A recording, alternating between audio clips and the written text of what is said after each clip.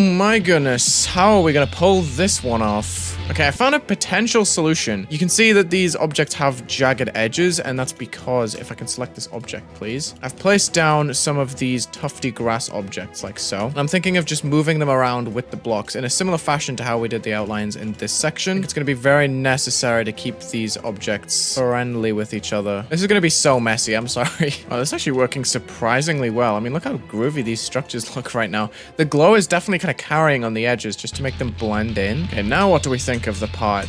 Oh my gosh, this is actually so ugly. What happened? I can't even play this anymore. I was able to sight read this before, now I can't. This is quite scary.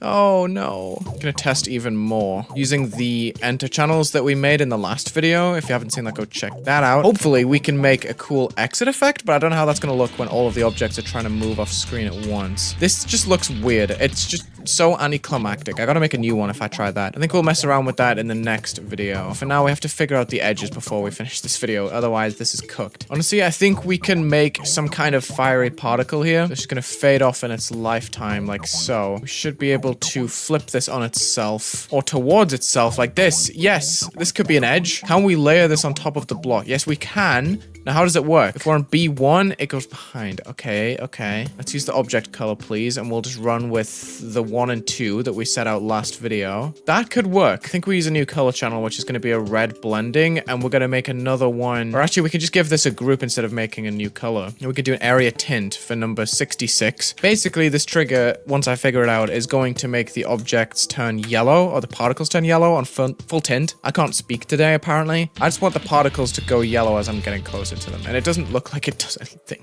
Whatever, we're just gonna rock with this, dude. Creating is so much more fun when you just kind of drop the ball and just do whatever feels right, or just work on something until you're bored. I feel like I've been much more happier creating with that mentality, even if the levels do end up being a little bit more It's not really something that's bothered me. Okay, this is looking much better. I can actually see the edges of each block now. It doesn't really make much sense artistically, but I think the colors look much better.